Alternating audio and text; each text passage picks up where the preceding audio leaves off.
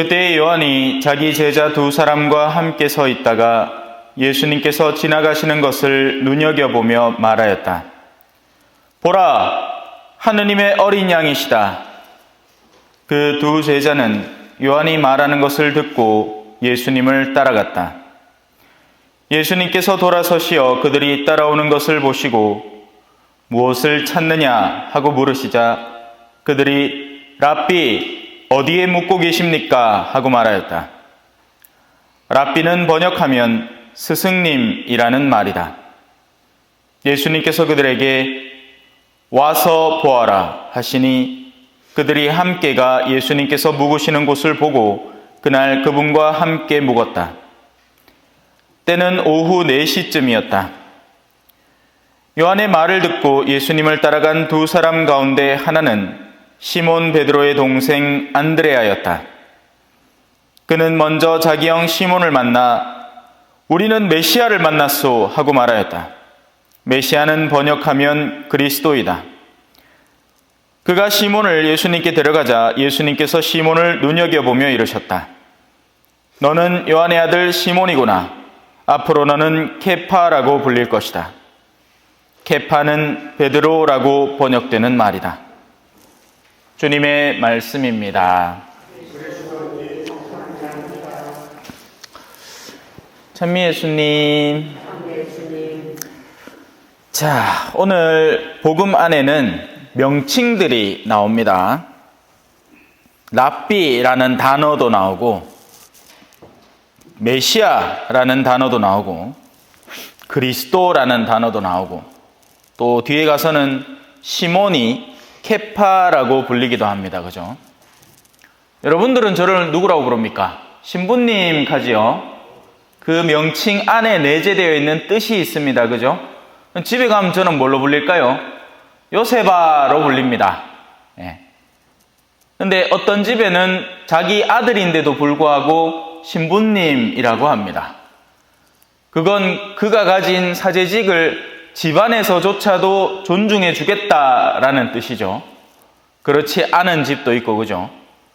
이 명칭에 따라서 우리가 갖고 있는 이미지들이 달라지는 겁니다. 만약에 여러분들 중에 제 유치원 때부터 소위 말하는 아래꽃 친구가 있다 하면 여러분들은 저를 신부님이라고 부르기가 굉장히 좀 난감할 수도 있습니다. 속속들이 다 알고 있고 어릴 시절부터 계속 친구였는데 갑자기 뭐가 어디 갔다 오더니만 신부님이라고 불러야 된다 하니 곤란할 수도 있겠죠. 그런 고민들을 가끔씩 세속 사람들은 합니다. 그죠? 자기는 신자도 아니라 근데 신부님이래. 나한테는 친구야. 그러니까 애매한 거죠. 자, 한번 살펴봅시다. 제일 처음에는 이 세례자 요한이 예수님을 보는 관점과 그 부름에서부터 시작이 됩니다. 사실 오늘의 이 부분은 오늘만이 아니라 이제 어제 복음부터 계속 이어져 오고 있는 거죠. 어제 복음이 1장 34절까지고 오늘 1장 35절부터 시작하니까 어제도 그렇게 불렀단 말이에요. 보라, 세상의 죄를 없애시는 하느님의 어린 양이시다. 그래서 다른 제자 둘이 같이 있을 때 이제 예수님을 보고 그렇게 불렀단 말입니다. 그런데 이 다른 제자 둘은 세례자 요한에 대한 무한 신뢰를, 그러니까 세례자 요한의 제자인 거죠. 그러니 세례자 요한이 누군가를 부르는 다른 단어를 통해서 부르는 사람들의 중요도를 이들은 이해하고 자기들도 그 중요성을 깨닫는 겁니다. 그래서 그 두 제자는 요한이 말하는 것을 듣고 예수님을 따라가기 시작합니다. 우리 마음속에서도 같은 일들이 벌어집니다. 누군가가 나에게 전해주는 정보의 중요도에 따라서 우리는 쉽게 우습게 그냥 넘겨버릴 수도 있고 그 메시지의 중요성을 내 평생에 두고 내 삶을 변화시킬 수도 있단 말이죠. 적지 않은 경우에는 다들 메시지를 무시하죠. 화투 치는 게 재밌지 성경 읽는 게 재밌습니까? 그죠? 딱 깨놓고 얘기해가. 그래 우리는 여전히 화토의 자녀들이지 성경의 자녀들은 아닌 거죠. 예, 화토를 같이 치자하면 같이 모여갖고 조곤조곤 떠들고 누구 씹고 하는 그 재미가 난단 말이야. 고야 스톱이야 하면서 하는 재미가 있고, 근데 성경은 진득하니 하느님의 말씀을 붙들고 있자니 재미가 없지. 충분히 이해는 합니다. 글쎄, 그거는 그 재미들은 각자 찾아야겠죠. 예. 자, 처음에는 랍비라고 부릅니다. 보통은 이제 존칭인 거죠. 선생님, 아저씨, 예? 미스터, 영어로 그 말입니다. 선생님, 어디 묵으십니까? 하니 예수님이 이렇게 얘기합니다. 정보를 캐지 마라. 와서 봐야 한다. 신앙이라는 것은 배워서만 얻는 게 아닙니다. 체험해야 하는 겁니다. 그리고 신앙은 체험을 하고 나면 사람이 비로소 바뀌는 거죠. 들어서만 믿게 되는 경우는 사실 거의 없습니다. 듣는 건 속이는 사람들도 얼마든지 현란한 말들을 하잖아요. 그래서 믿음은 같이 살아봐야 됩니다. 제가 여러분들을 모시겠다고 말만 드립다 하는 거하고 실제 본고를 몰고 매번 미사를 마칠 때마다 어르신들을 저 높은 곳으로 옮겨가서 그와 같이 차라도 한 잔 걸치고 오는 것이 체험하는 거죠. 그러지 않고 제가 말로만 아이고 저는 영봉 어르신들을 사랑합니다. 가만 왜 믿난 말라. 내 네 말을 왜 믿노, 그죠?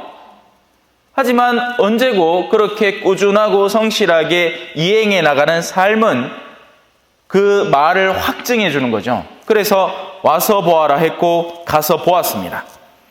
그렇게 되자 어떻게 되느냐? 명칭이 바뀌어 버립니다. 우리는 선생님을 만났소. 앞서 선생님 랍비라고 불렀잖아요. 그런데 지금은 메시아를 만났소라고 합니다. 메시아라는 말은 당대의 이스라엘 민족들이 간절히 기다려오던 우리 민족 전체를 구원해줄, 온 세상을 구원해줄 구원자라는 뜻입니다.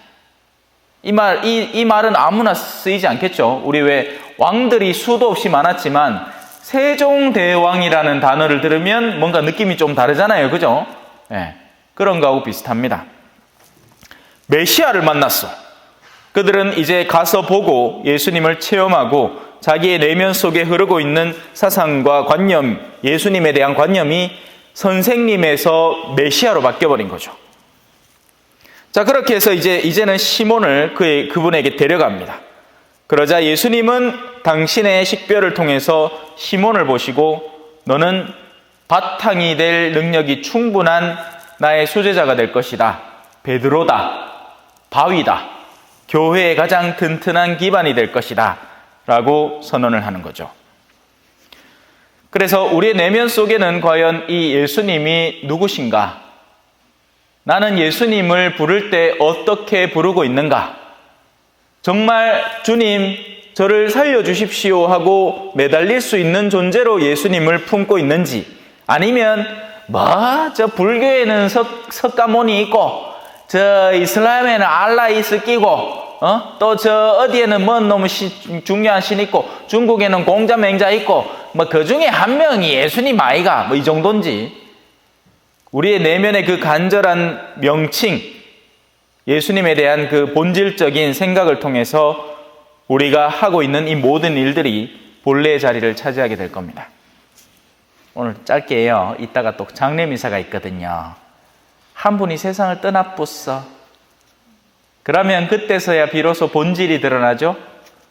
삶 안에서 가지고 있던 모든 것들에 대한 가치가 비로소 그때 드러납니다. 그죠? 그래서 그 순간에 예수님을 주님 하고 부르고 붙들 수 있어야 삶이 정말 가치로웠던 것이겠죠. 그게 아이마 여기서 잘 살아본들 뭐예요, 그죠? 다 내려놓고 가는 걸. 아멘.